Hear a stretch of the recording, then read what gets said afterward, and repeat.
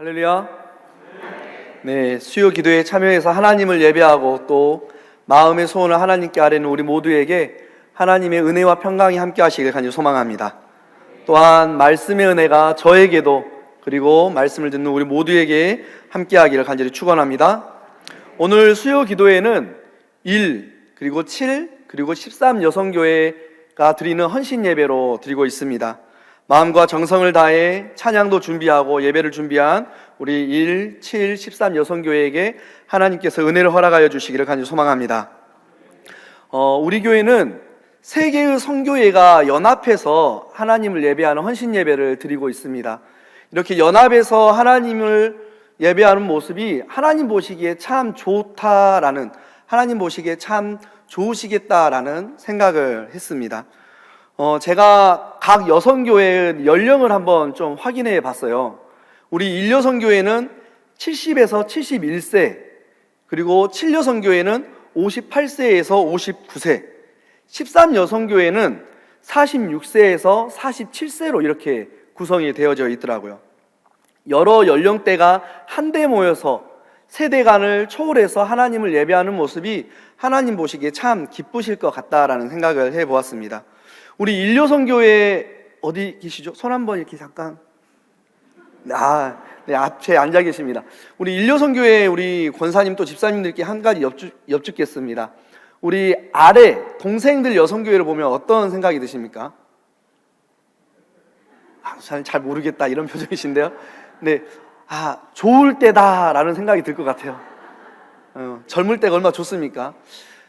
제가 즐겨봤던 드라마가 하나 있습니다. 그 슬기로운 의사생활이라는 드라마인데요.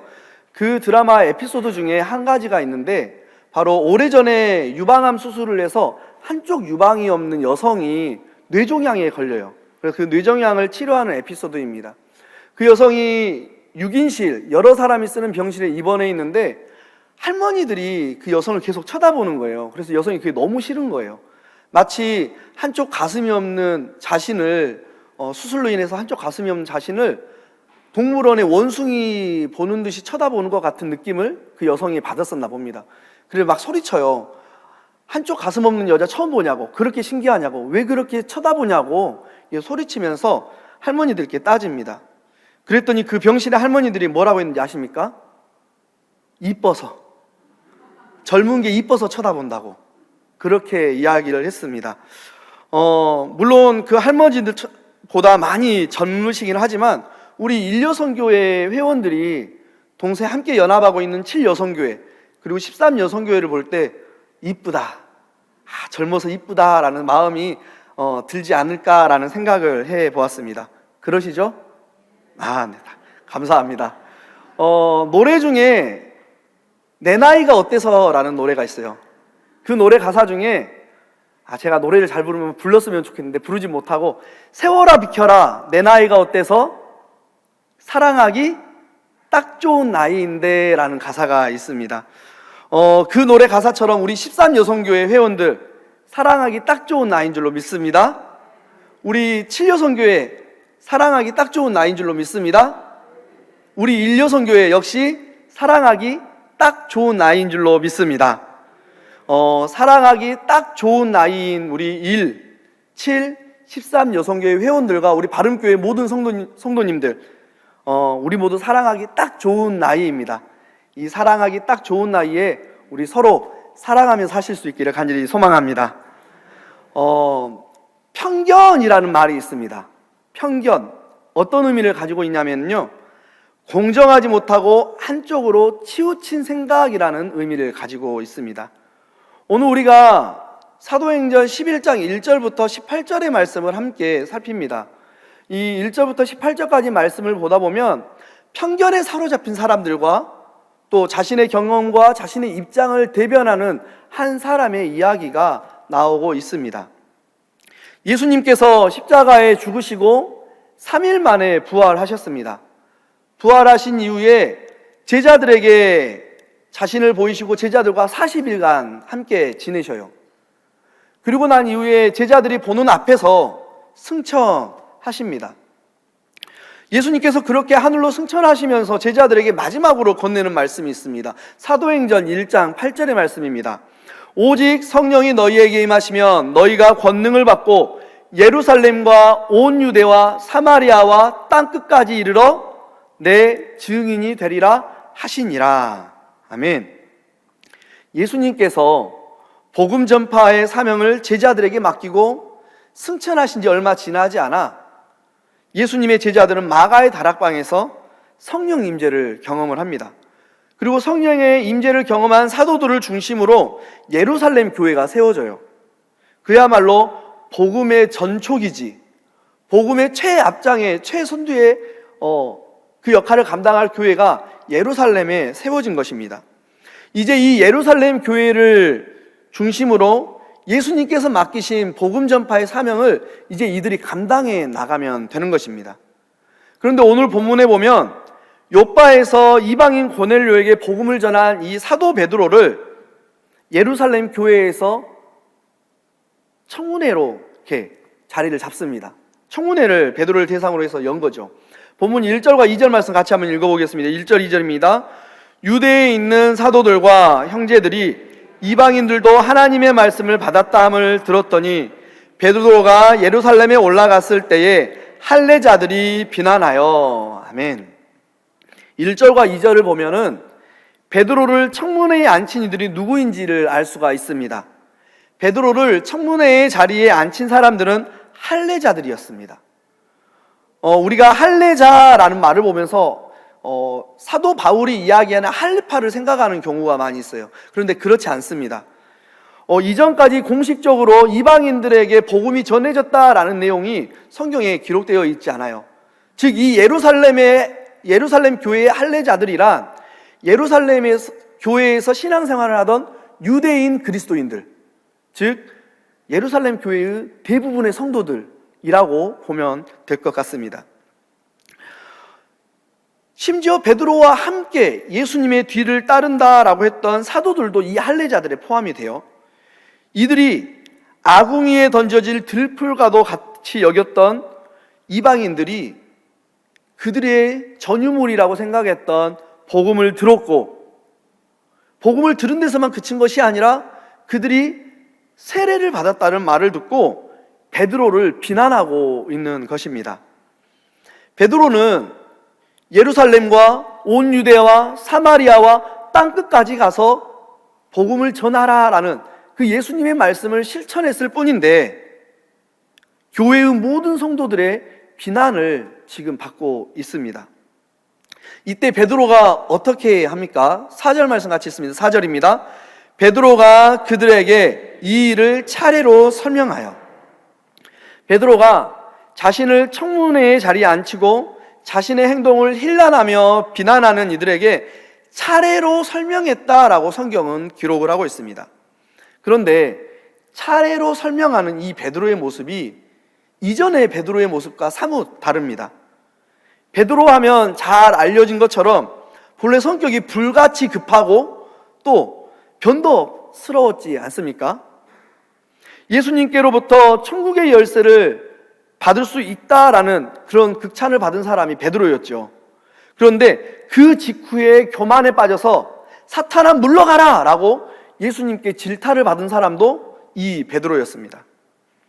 대제사장의 명령을 받은 무리들이 겟세마네에서 예수님을 붙잡으려고 할 때 칼을 휘둘러서 제일 선두에 선 하임 말고의 귀를 자른 사람이 이 베드로였죠.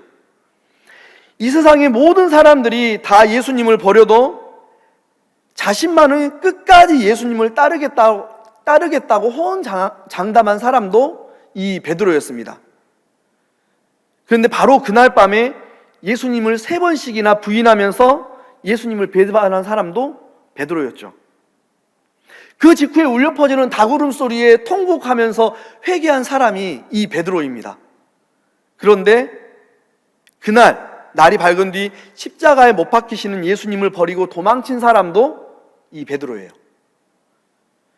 이 모든 것이 베드로의 급하고 변덕스러운 성격 때문에 일어난 일들입니다.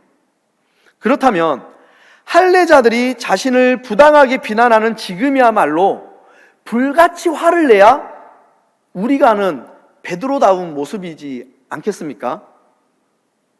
예루살렘에서 편안히 지내던 주제에 주님을 위해서 멀리까지 갔다 온 나를 비난하면서 책망하는 게 맞냐? 너희가 그러면서도 그리스도인이야? 라고 하면 소리치는 사람이 베드로여야 하지 않겠습니까? 그런데 도리어 베드로가 그들을 비난하는 것을 그들이 비난에 대응하지 않습니다. 불같이 화를 내지도 않아요. 또 말없이 그들과 절교를 선언하지도 않습니다. 베드로는 놀랍게도 자신을 비난하는 사람들에게 자초지종을 자세히 설명했습니다. 결과만 통보해 준 것이 아니라 왜 자신이 가이사랴에 갔는지, 왜 가이사랴의 이방인인 고넬료의 일행에게 복음을 전하고 세례를 베풀게 되었는지, 왜 이방인 고넬료의 집에서 며칠씩이나 머물면서 그들과 함께 식탁을 나누었는지 베드로는 하나도 빠짐없이 일의 순서에 따라서 차례 성심성의껏 그들에게 설명했습니다. 그 내용이 사도행전 10장의 내용이고요. 그 내용이 오늘 우리가 읽은 사도행전 11장 5절에서 17절까지의 내용입니다. 지금 이 시간 제가 베드로를 대신해서 여러분에게 그 내용을 설명해 드리겠습니다. 베드로가 욥바의 무두장이인 시몬의 집에 머물 때였습니다. 욥바에 머물 때였죠. 어느 날 기도하는 시간이 되었어요. 그래서 이 베드로가 시몬의 집 옥상에 올라가서 하나님 앞에 기도합니다. 주님께 기도를 해요. 기도하는 중에 환상을 보게 됩니다. 어떤 환상이었냐면 보자기와 같은 그릇이 하늘로부터 쑥 내려오는 환상이었어요. 그 보자기와 같은 그늘이 베드로 앞에 쑥 내려오자 베드로가 그 그릇 안에 무엇이 있나 하면서 이렇게 고개를 쑥 내밀어서 살펴봅니다. 그랬더니 그 보자기 같은 그릇 안에 각종 4발 달린 짐승과 땅에 기는 것과 각종 새들이 들어 있었습니다. 그런데 조금 더 자세히 보니 그 안에 들어있는 모든 생명체들이 유대인들이라면 부정하다고, 더럽다고 여기던 것들이었습니다. 물론 전통 유대인이었던 베드로 역시 그것들을 부정하게 여겼죠. 그렇게 그릇에 담긴 부정한 동물들을 베드로가 보고 있는데 하늘에서 소리가 들립니다. 베드로야, 일어나서 그것을 잡아먹어라. 하늘에서 들리는 소리에, 그 부정한 것들을 잡아먹으라는 소리에 베드로가 어떻게 반응합니까? 우리 8절 말씀 같이 읽습니다. 내가 이르되 주님 그럴 수 없나이다. 속되거나 깨끗하지 아니한 것은 결코 내 입에 들어간 일이 없나이다 하니. 아멘. 베드로는 그릇에 담긴 짐승을 잡아먹어라 라는 음성에 그럴 수 없습니다. 이제껏 부정한 것은 입에 댄 적도 없습니다. 내가 결코 이 부정한 것을 먹을 수 없습니다 라고 대답을 해요. 상식상 베드로의 이 대답은 너무나 당연합니다. 왜냐하면 모세의 율법인 레위기 11장을 보면 깨끗한 짐승과 부정한 짐승에 관한 규례들이 나오고 있어요. 모세가 이 레위기 11장에서 무엇이라고 이야기하냐면 이 부정하다고 언급된 이 짐승들을 먹는 것뿐만 아니라 만지거나 그 짐승을 옮기는 것, 그렇게 행동한 이들은 이 부정한 짐승과 같이 부정해진다라고 기록을 하고 있습니다. 그래서 유대인들은 부정하다고 여겨진 동물들을 만지지도 옮기지도 당연히 먹지도 않았습니다. 베드로도 마찬가지였죠. 그래서 이 부정한 음식을 먹지 않겠습니다 라고 이야기하는 이 베드로의 말이 너무나 당연한 거예요. 아무도 그것을 이상하게 여기지 않습니다. 그런데 그때 하늘에서 또다시 소리가 들립니다. 9절 말씀입니다. 또 하늘로부터 두 번째 소리가 있어 내게 이르되 하나님이 깨끗하게 하신 것을 내가 속되다고 하지 말라 하더라. 베드로의 먹지 못하겠다라는 대답에 하늘에서 또다시 음성이 들려요. 하나님이 깨끗하다고 한 것을 네가 왜 부정하다고 하느냐? 이러한 주님과 베드로의 대답이 두 번이나 더 이어집니다. 그게 무슨 말이냐면요, 부정하지만 이제 깨끗하게 한 이것들을 네가 먹어라 라는 주님의 말씀에 결코 그럴 수 없습니다 라고 베드로가 2번이나 더 고집을 꺾지 않았다라는 이야기입니다. 주님이신 예수님의 말씀에도 베드로가 2번이나 더 자신의 고집을 꺾지 않는 모습을 보면서요, 사람이 한 번 가진 생각을 바꾸는 것이 참 쉽지 않구나라는 그런 것을 보게 되었습니다. 우리도 그렇죠. 내가 가진 생각, 내가 가진 가치관, 내가 가진 지식이나 판단을 쉽게 포기하지 못합니다. 그것이 주님을 위한 일이고 주님의 말씀에 순종하는 일임에도 불구하고 내가 가진 그것을 꺾지 못하는 경우들이 너무나 많이 있습니다. 베드로도 마찬가지였습니다. 계속되어지는 하늘에서 들리는 음성에 베드로는 속으로 왜 이래? 주님이 내가 부정해지길 원하시는 건가? 라는 그런 마음으로 혹시 궁시렁 됐을지도 몰라요.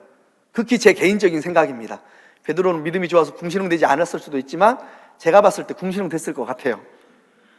그런데 그때 베드로에게 몇 사람이 찾아옵니다. 오늘 본문 11절과 12절입니다. 같이 읽어볼까요?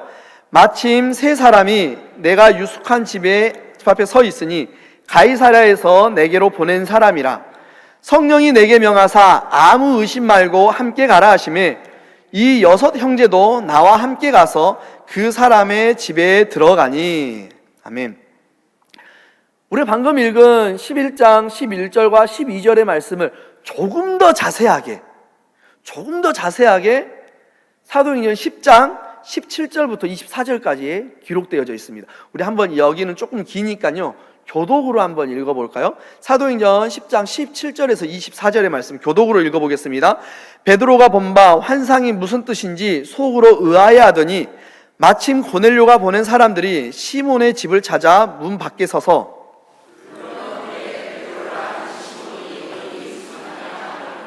베드로가 그 환상에 대하여 생각할 때에 성령께서 그에게 말씀하시되 2 사람이 너를 찾으니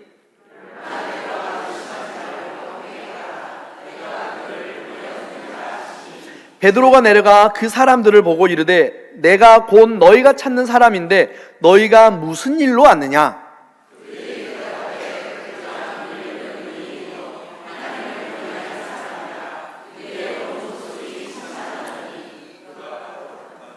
계속 읽으셔야 돼요.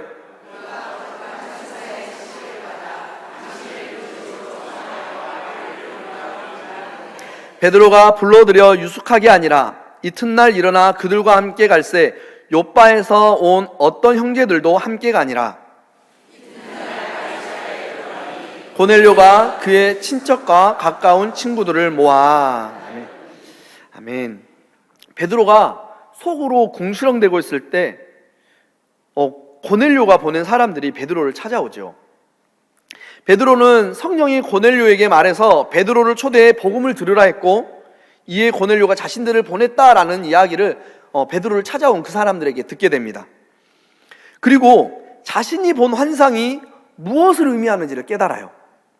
이제껏 아궁이에 던져질 마른 풀과 같이 여겼던 이방인을 주님께서 깨끗하게 하시고 구원하시기를 원하는구나 라는 것을 베드로가 깨닫습니다. 베드로는 사람들을 따라 가이사랴의 고넬료의 집으로 가요. 그리고 고넬료와 그의 집안에 있는 사람들에게 만유의 주가 되시는 예수님을 전합니다. 옛 선지자들의 예언처럼 이 땅에 오셔서 선한 일을 행하시고 마귀에 눌린 이들을 고치다가 유대 지도자들에게 붙잡혀서 십자가에 달려 죽으신 예수님의 그 이야기를 전합니다. 또한 죽으신 지 사흘 만에 다시 살아나서 제자들에게 보이신 후 하늘에 올라가신 예수님의 그 이야기도 전해요. 본문 15절입니다. 같이 읽어볼까요? 내가 말을 시작할 때에 성령이 그들에게 임하시기를 처음 우리에게 하신 것과 같이 하는지라. 베드로가 베드로의 이야기를 들을 때 고넬료와 그 집안에 있는 모든 사람들에게 성령이 임했습니다. 마치 예수님의 다시 오심을 기다리며 예수님의 제자들이 마가의 다락방에서 기도할 때 그들에게 성령이 임했듯이 고넬료의 집안에 있는 사람들과 고넬료에게 성령이 임했다라는 거예요. 베드로가 말씀을 전하는 중에 성령이 그들에게 임한 걸 느낍니다.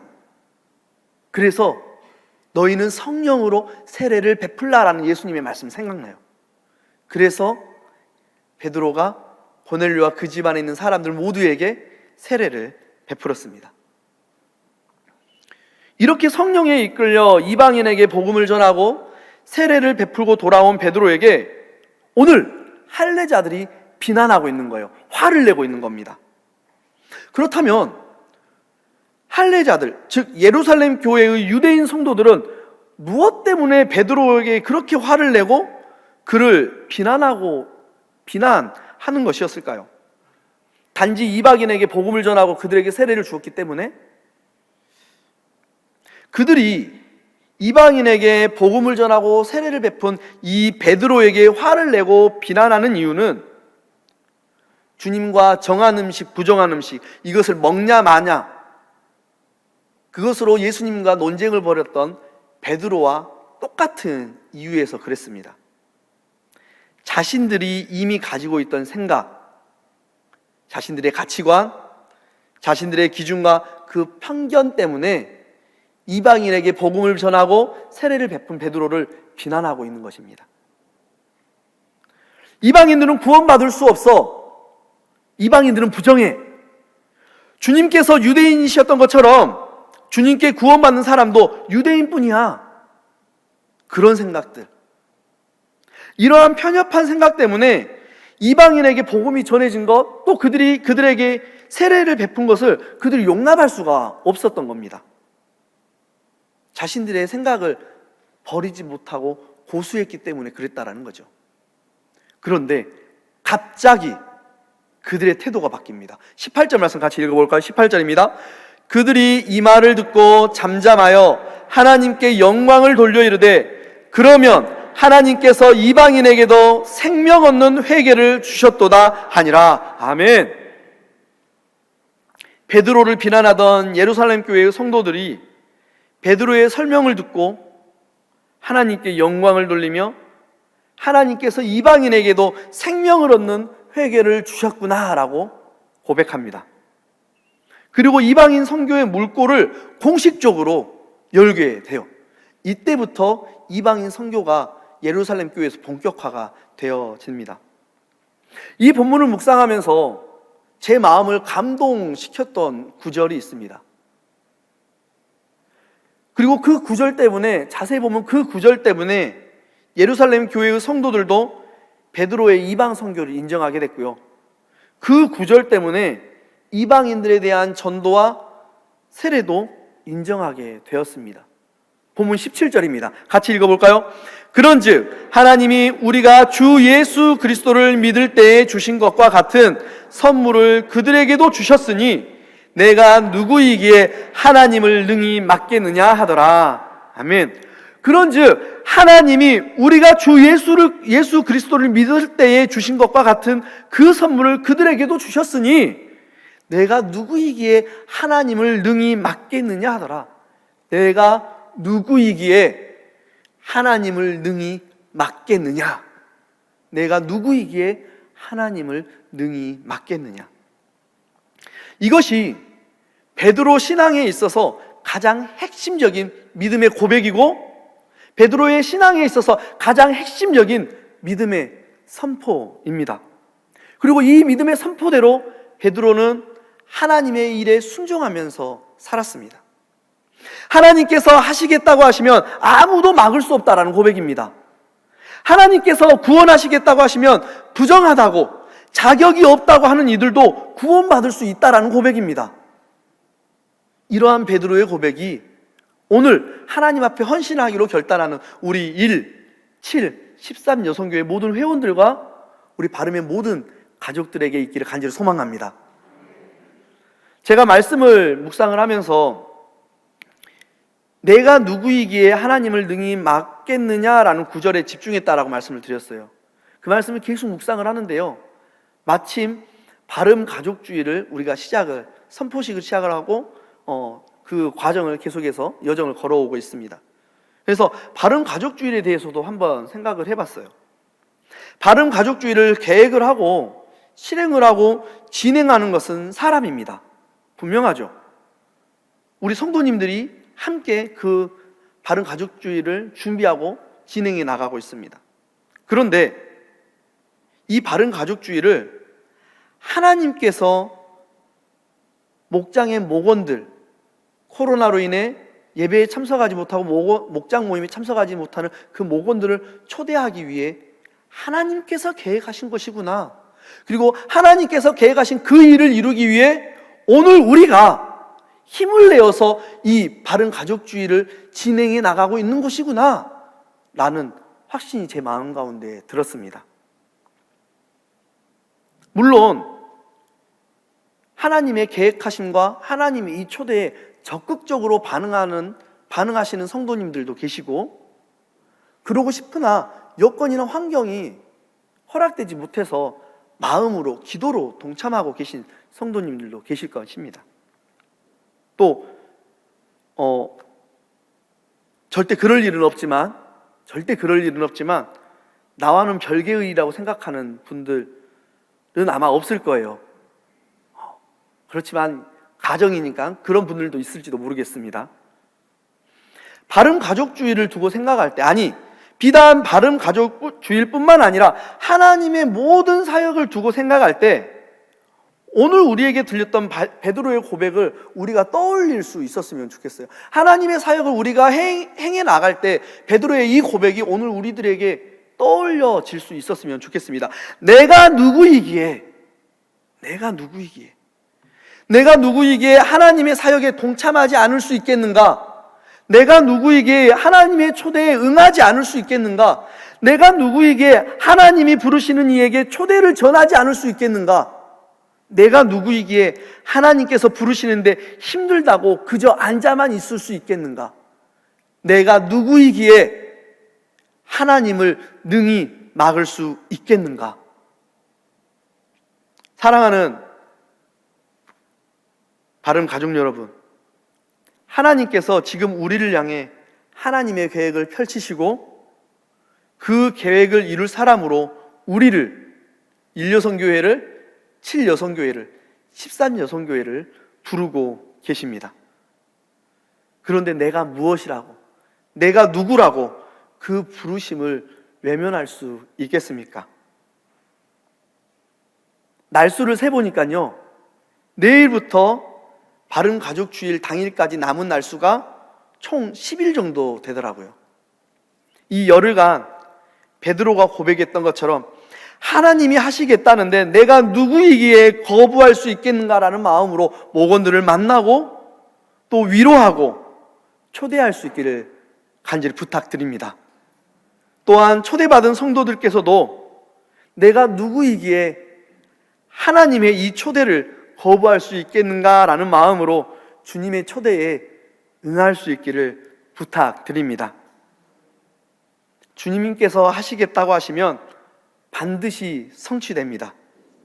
주님의 계획을 성취시키시는 일에 우리가 부름받을 때 아멘, 네, 제가 하겠습니다, 그러한 마음으로 기쁘게 쓰임받는 오늘 헌신하는 1, 7, 13 여성교회와 우리 바름의 모든 공동체 우리 모두가 되기를 주님의 이름으로 간절히 축원합니다.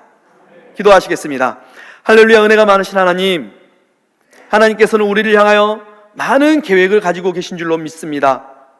그리고 그 계획을 위하여 우리를 부르시고 계신 줄 또한 믿습니다.